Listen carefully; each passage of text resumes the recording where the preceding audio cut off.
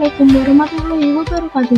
Hai, saya akan memperkenalkan kalian dengan teman-teman saya.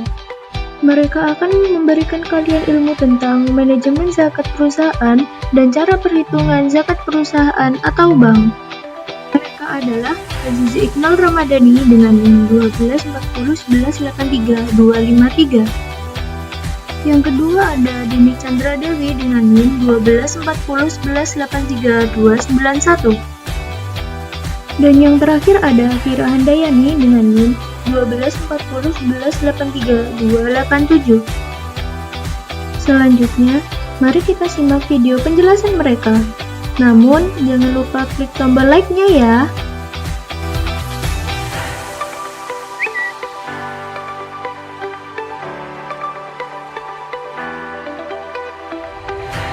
Assalamualaikum warahmatullahi wabarakatuh. Perkenalkan, nama saya Azizi Iqnal Ramadhani. Di sini saya akan menjelaskan tentang manajemen zakat perusahaan. Tetapi sebelum melangkah ke dalam manajemen zakat perusahaan, saya akan sedikit menjelaskan tentang pengertian zakat perusahaan.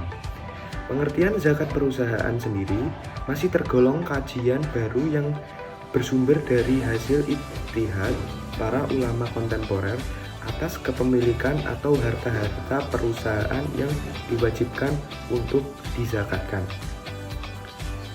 Perusahaan yang dimiliki muslim dapat dikenakan zakat dan perusahaan dapat bertindak sebagai amil dalam pembayaran zakat para pemiliknya sebelum laba dibagikan kepada para pemilik perusahaan. Nah, hal ini maksudnya suatu perusahaan yang dimiliki oleh seorang muslim harus melakukan zakat sebelum melakukan pembagian laba terhadap para pemegang saham atau pemilik perusahaan tersebut. Dalam hal ini terdapat suatu perintah zakat pada hadis riwayat Abu Daud yang artinya memerintahkan kami untuk mengeluarkan zakat dari apa-apa yang kami siapkan untuk dijual. Secara umum, perusahaan terbagi menjadi 3, yaitu pertama, perusahaan yang bergerak dalam sektor produksi. Yang kedua, perusahaan yang bergerak dalam bidang jasa. Dan yang ketiga, perusahaan yang bergerak dalam bidang keuangan.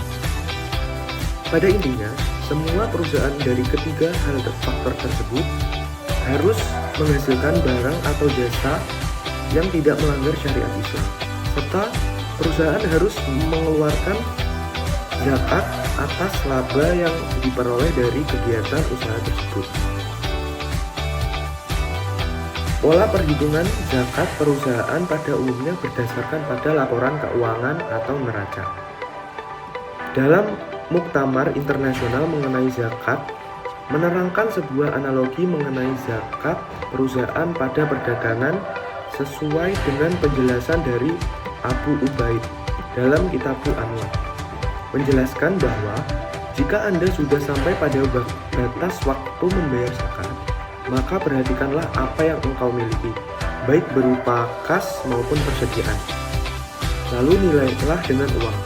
Kemudian hitunglah hutang-hutangmu atas apa yang engkau miliki. Nah, dari pemaparan tersebut dapat disimpulkan bahwa pola perhitungan zakat perusahaan berdasarkan pada laporan keuangan atau neraca, dengan mengurangi kewajiban atas aktiva lancar atau seluruh total harta selain sarana prasarana, ditambah keuntungan, dikurangi pembayaran hutang dan kewajiban lainnya. Kemudian dikeluarkan 2,5% sebagai wajib zakat perusahaan tersebut. Untuk perusahaan yang bergerak di bidang jasa, maka perhitungan zakatnya berdasarkan keuntungan atau laba yang diperoleh perusahaan. Maksudnya, yaitu pada setiap pola perhitungan zakat yang ditetapkan akan berkaitan dengan karakteristik setiap perusahaan yang menjadi subjek zakat. Dasar perhitungan zakat berdasarkan neraca tentu tidak akan efektif jika diterapkan untuk perusahaan yang bergerak dalam bidang jasa, yang mempunyai modal dalam bentuk keterampilan atau skill, bukan harta. Sehingga dasar perhitungan zakat berdasarkan laba akan lebih efektif untuk jenis perusahaan jasa. Kadar zakat perusahaan hampir sama dengan zakat investasi dan perdagangan. Yang membedakan keduanya yaitu zakat perusahaan bersifat kolektif pemilik atau pemegang saham dengan kriteria sebagai berikut. Yang pertama, apabila perusahaan beroperasi dalam bidang usaha perdagangan, maka perusahaan tersebut wajib mengeluarkan harta sesuai aturan zakat perdagangan. Kadar zakat perusahaan yang wajib dikeluarkan yaitu sebesar 2,5% dari laba bersih. Yang kedua, apabila perusahaan beroperasi dalam bidang produksi, maka perusahaan tersebut wajib mengeluarkan harta sesuai aturan zakat investasi dan pertanian. Jadi perusahaan harus mengeluarkan zakat pada saat menghasilkan laba. Sementara modal tidak dikenai zakat. Kadar zakat perusahaan yang wajib dikeluarkan sebesar 5% untuk penghasilan bersih dan 10% untuk penghasilan kotor. Demikian yang bisa saya sampaikan. Selanjutnya akan disampaikan oleh Saudari Dini Chandra Dewi. Saya Dini Chandra Dewi, NIM 12401183291 akan melanjutkan penjelasan dari Mas Azizi. Nah, di sini saya akan membahas tentang prinsip dasar perhitungan zakat. Diawali dengan perlakuan fikih yang perlu diperhatikan pada saat proses menghitung zakat perusahaan. Nah, yang pertama adalah harta shareholder atau mitra. Nah, karena perusahaan itu biasanya terdiri dari beberapa mitra, maka harus dilihat secara rinci hartanya. Kapan dan berapa haulnya, berapa persentasenya, berapa nisabnya, dan juga berapa takaran zakatnya. Nah, yang kedua adalah perusahaan syaksiyah iktibariyah.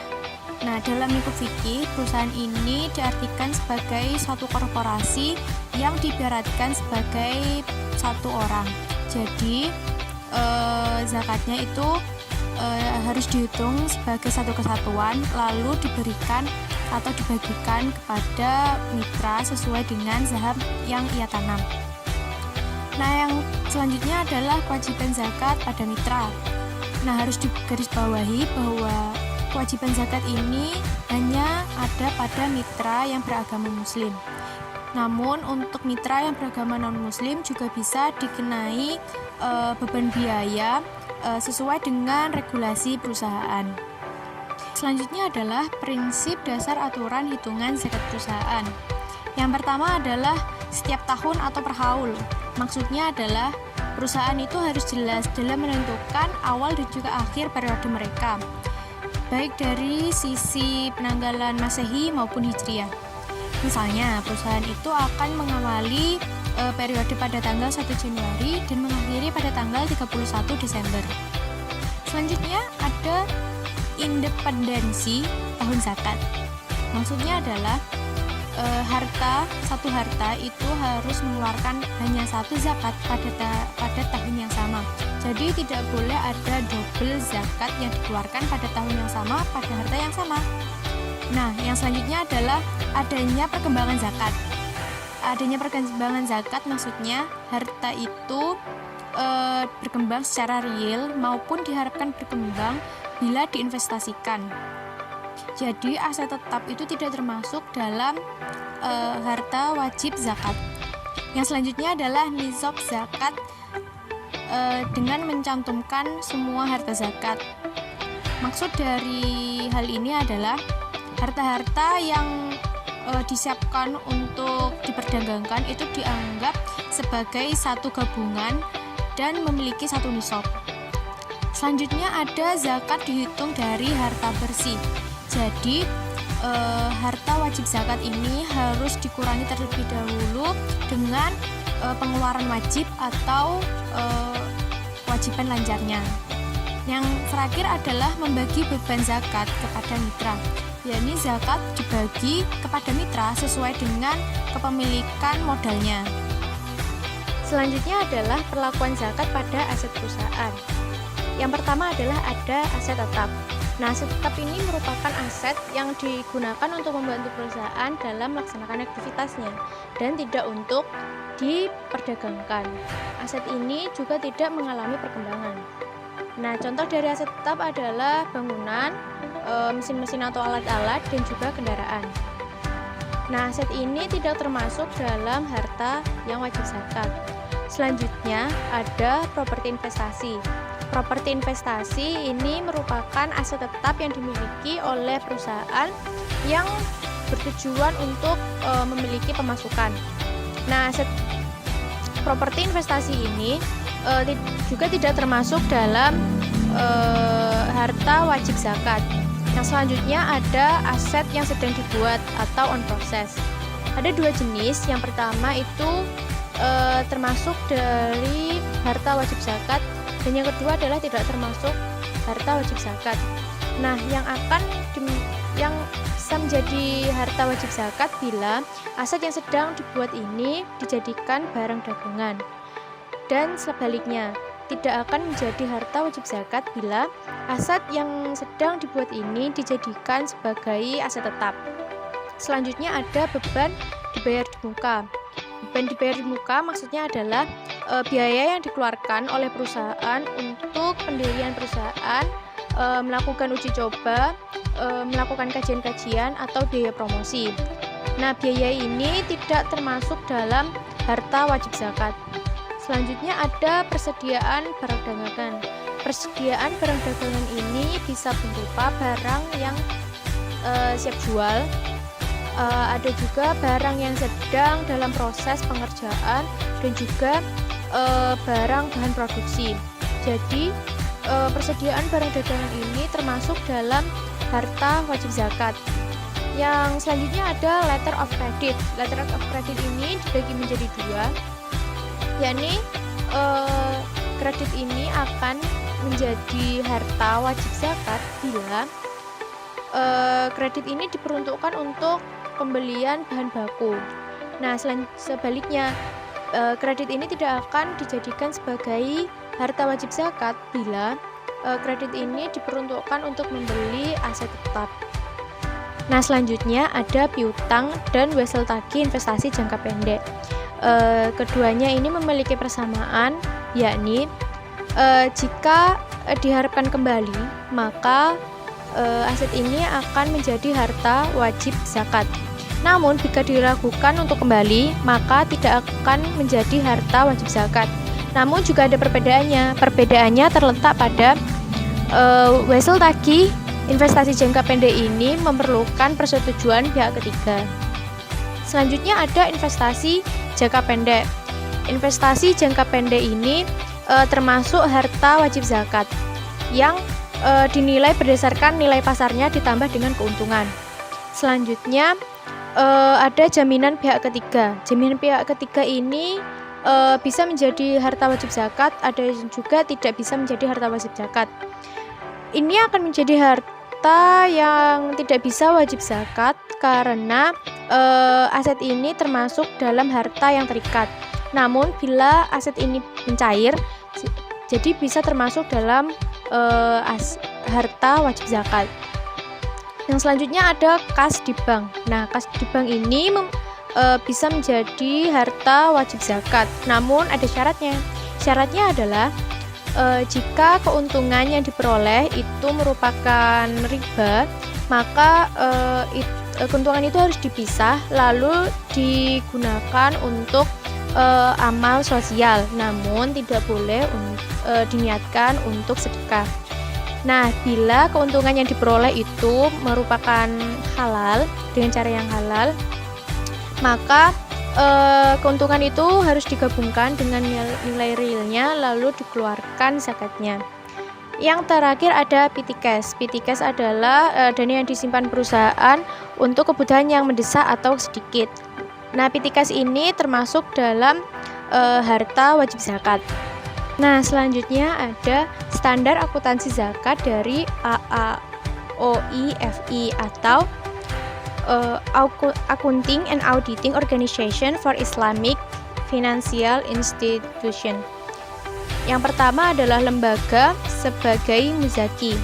Jadi, zakat dijadikan untuk menentukan jumlah laba bersih dalam laporan laba rugi. Nah, jika zakat perusahaan ini belum mampu untuk dibayarkan, maka besarnya itu termasuk dalam hutang yang dicantumkan pada laporan neraca. Selanjutnya ada lembaga sebagai amil zakat. Jadi, Zakat berasal dari investasi oleh pemegang saham atau shareholder. Nah, besaran zakat yang berasal dari dividen ini apabila tidak bisa dibayarkan atau besarnya itu tidak bisa membayar zakat dari para pemegang saham ini, maka besarnya zakat ini akan masuk ke dalam piutang pemegang saham. Sekian penjelasan dari saya, akan dilanjutkan oleh teman saya. Terima kasih. Assalamualaikum warahmatullahi wabarakatuh. Saya Fira Handayani akan melanjutkan presentasi mengenai contoh perhitungan zakat perusahaan khususnya pada perusahaan perbankan syariah. Pertamanya, lembaga perbankan syariah di era yang modern ini dipandang sebagai peluang investasi atau peluang bisnis pada kalangan tertentu. Pada umumnya, bentuk umum perusahaan perbankan itu seperti bentuk perusahaan terbatas atau joint saham. Nah, dalam membayar zakat perusahaan ada beberapa hal-hal penting yang harus diperhatikan. Yang pertama yaitu zakat perusahaan bank dihitung per tahun pada akhir haul atau berdasarkan haul. Yang kedua, dalam lingkup perusahaan perbankan itu ada harta yang wajib untuk dizakati dan harta yang tidak wajib untuk dizakati. Harta yang tidak wajib untuk dizakati itu merupakan aset tetap, contohnya seperti perabot, mobil, alat-alat perkakas, dan lain sebagainya. Nah, di poin yang ketiga yaitu harta wajib zakat pada lembaga keuangan seperti perbankan syariah, yakni terdiri dari kas tunai dan setara kas yang tersimpan di bank juga yang berada di dalam bank afiliasi. Ditambah dengan pertambahan nilai investasi yang berdasarkan harga pasar, piutang, dan akun berjalan pada pihak lain. Cara menghitung harta bersih zakat. Harta wajib zakat pada lembaga keuangan seperti bank sebelumnya harus dikurangi dengan liabilitas kepada pihak lain seperti hutang lancar kepada deposan, investasi kepada pelanggan, piutang kepada bank sentral, dan hutang lancar lainnya. Harta zakat bersih dapat dihitung dengan cara nomor 1 yaitu takaran zakat dapat dihitung dengan harta zakat dikurangi dengan liabilitas kewajiban. Yang kedua, nisab zakat lembaga keuangan Islam adalah setara dengan 85 gram emas murni. Cara menghitung harta bersih zakat pada poin ketiga yaitu persentase zakat lembaga keuangan Islam adalah 2,5% dengan penanggalan hijriah. Poin nomor 4 yaitu perhitungan jumlah zakat dilakukan dengan mengalihkan takaran zakat dengan persentase zakat. Pada poin yang terakhir yaitu zakat dibagikan sesuai dengan kepemilikan saham. Nah, di sini saya akan memberikan penjelasan mengenai contoh ilustrasi laporan perhitungan zakat pada lembaga keuangan seperti perbankan syariah. Di sini diketahui bersama terdapat 3 kolom. Kolom pertama yaitu keterangan, kolom kedua jumlah parsial, dan kolom ketiga yaitu jumlah total.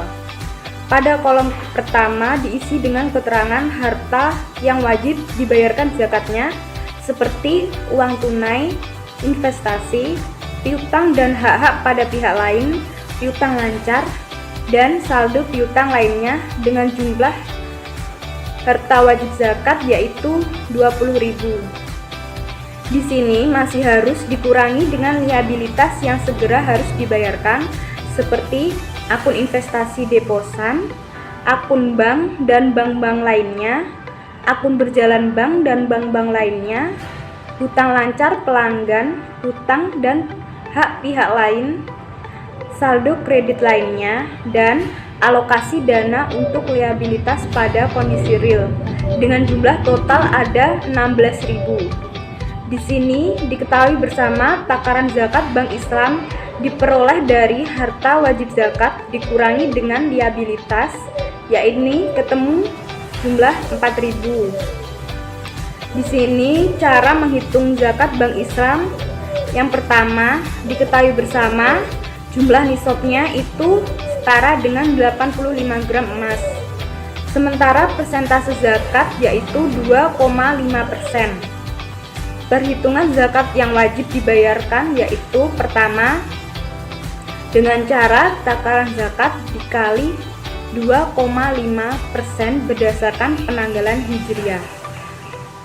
Dengan jumlah 4.000 dikali 2,5% ketemu 100. Perhitungan zakat setiap saham diketahui dengan jumlah zakat dibagi jumlah saham, yaitu 100 dibagi 2.000 saham. Semisal diperoleh hasil 0,005 USD.